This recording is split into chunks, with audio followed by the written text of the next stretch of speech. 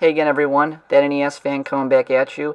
And when I was thinking of things to say for this video, honestly, I must have done like 5 or 6 takes for this. I mean, there's just way too much that we gotta talk about, that I gotta say, definitely. And I guess I'm gonna go ahead and start talking about the number one thing that's on my mind right now, and that is my PlayStation emulator.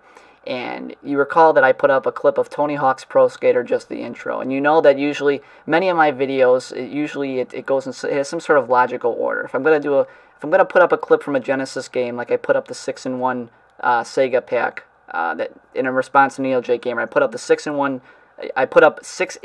pack for the Sega Genesis onto my channel, and then I proceeded to actually do a review of it after I put the clips up, right? Well, what I'm gonna be doing now is doing a review of Tony Hawk Pro Skater, go figure, for PlayStation 1, because I put up an intro clip of that a few weeks ago, and you can go and check that out. I'll put the link in the description, and so I would encourage you to check that out. And the only reason why I haven't actually gotten around to doing a review of it was because my emulator took up way too much CPU, and the computer it was just a nightmare. So I have to reconfigure it so that it'll take up less, so it'll use up less energy and less. It'll be more efficient so that I can actually capture it without it stuttering or without errors or anything like that. But I do want to say a few words about Tony Hawk's Pro Skater. It was out in the late 90s. I think it was 1999, and I remember when it came out in North America, obviously, and it was just a hit. You're familiar with probably Wasteland. Most of you are familiar with Tony Hawk's Underground or Wasteland or whatever. But I still like the original a lot, and I'm going to put up some clips to illustrate that. And so basically you could go to about 6 or 7 different locations. You could play with several different skaters. You had obviously Tony Hawk himself. Chad Muska, I think, was another one. Giraffe Raleigh, another. I'm trying to think. There are a few others. Then of course you always had mystery ones, which of course, since it's PS1, you just enter in a simple code on the controller. You can unlock all of them. You could pretty much beat the game just by putting in a code. But I actually liked playing through it and playing through the levels. There was one level where you could go through the mall and you could crash through all the glass there, and then there was one on the streets of San Francisco, which was probably my favorite one. There's a level which was in the Grand Canyon, and all you do is you rack up points by pretty much skating cool, doing cool skating moves, and impressing the judges when it comes to the actual matches. So it was really cool. I would give Tony Hawk's Pro Skater, just for your information, I would give it probably about 4 out of 5 stars, which is usually what I give games that are really above average. It's not perfect. I don't think I was a little disappointed with some of the glitches in the game, but other than that, minor technicalities, I give it a 4 out of 5.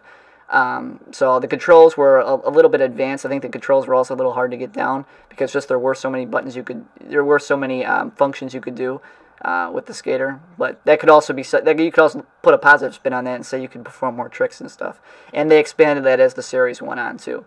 So Tony Hawk's Pro Skater, one of my favorite PS1 games. I am going to be putting up footage from that sometime within the next week or so. I am working on doing that, but I just thought I'd give you guys a little bit of an insight as to how I feel about that game. So yeah, that's pretty much it. I do plan on going on doing more Genesis games. I'm kind of throwing things. I got a couple games in mind I want to review. I also recently picked up a Genesis. Matter of fact, let's see. Yeah, I actually won this on Listia. You should check me out. My name is T-Bone Meister on Listia, and I actually got this. I actually won this in an auction on Listia, and this is a real Genesis here. I'll go ahead and show you the back side of it here, and I actually won this. I'm going to hook this up in my home, and I'm not sure if you know, but my capture box wouldn't work with this. But you're thinking, well, what's the difference? Because I already have it on my computer. I would like to. Technically, I like to do all my videos of video game footage on a capture card.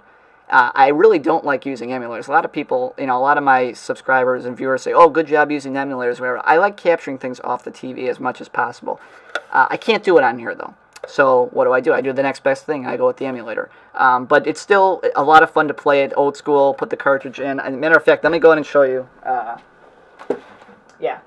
This is my Sonic game, the Sonic game that came with it, Sonic and Tails there, and this actually, it's an actual cartridge for the Sega Genesis.